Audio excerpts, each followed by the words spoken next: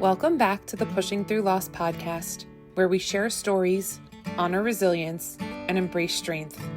I am Kalila Green Siciliano, and it is my honor to begin the journey with you. One of the things that I felt like I needed to talk about is pregnancy after loss. I feel like in the world of pregnancy loss, there's always that question of, well, are you going to try again?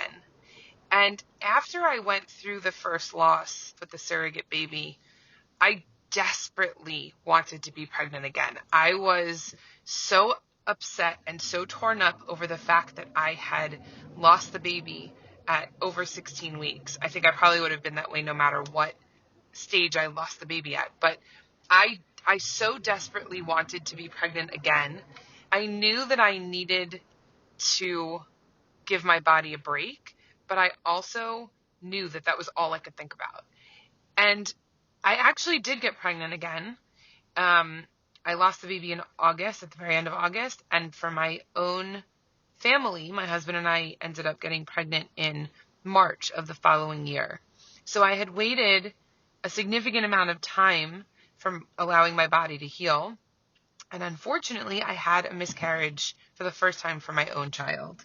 I was about 6 weeks when I went in for the first ultrasound, and the doctor said that there wasn't a very strong heartbeat, and they were very concerned, and they wanted me to come back the following week.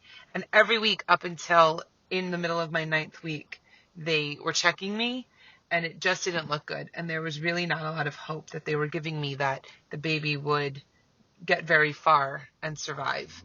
And it turned out that right after 9 weeks, I had gone in for another ultrasound to see what was going on. It was in between the first days of Passover and the second days of Passover, and I found out that the baby had not grown at all, and there was no heartbeat at that point. And then after that loss, it's been about 10 months or so, maybe a little bit less, and I really needed a break. I didn't want to think about it.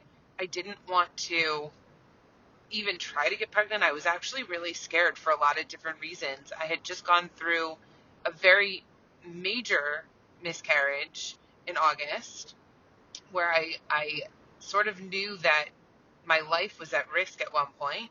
And then I went through a minor miscarriage, if you could call it that, where my heart just couldn't take anymore.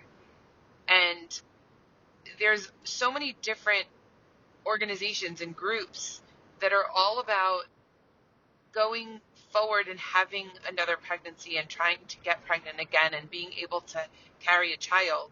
But I was not in that place, and I don't know if I ever will be in that place. I'm not sure. I don't know that I have a definite answer for that, but I do know that I'm not obsessively thinking about it anymore.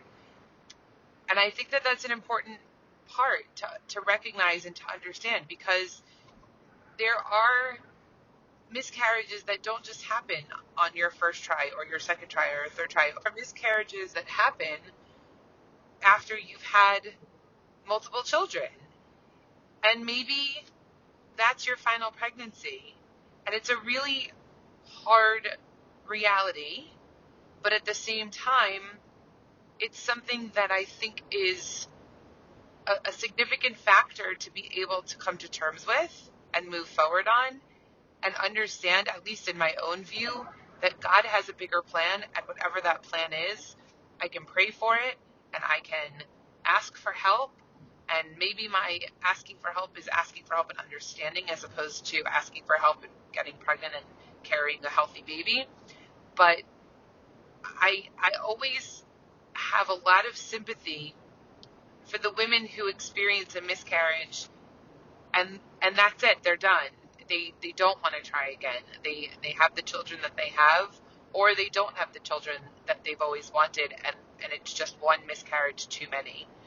So whenever I see a post, and I know it's meant always in good faith and in really reaching out to people, but the posts where it says, specifically that you have lost a baby and you're in the middle of trying, or put a heart down if you are pregnant and whatever the situation is that fits you personally, I always scroll right past those because it does still have that little twinge of it hurts, even though it's not meant to be that way.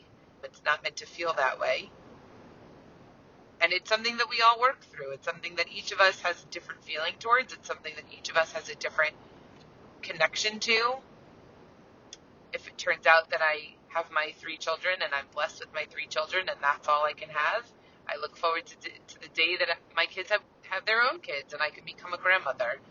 But I just needed to share some of those thoughts because I think it's an important side of loss that people don't talk about, where you do lose a lot in losing a baby. It's not just the baby, it's also potentially the understanding that you're not going to have any more kids, or the understanding that you're not going to have any kids of your own pregnancy, that maybe you're turning to adoption, or you're turning to surrogacy, or you're turning to foster care. There's another side of it that's an important conversation to have. Thank you for joining me today on Pushing Through Loss. I hope this episode has provided support, understanding, and a sense of community for those who've experienced pregnancy loss. Remember, you are not alone in your journey, and there is strength within you to face the challenges that come your way. If you found value in today's episode, please consider sharing it with others who may benefit. Together, we can help each other heal and activate our inner strength warriors. Stay tuned for more empowering conversations, and until next time, you got this.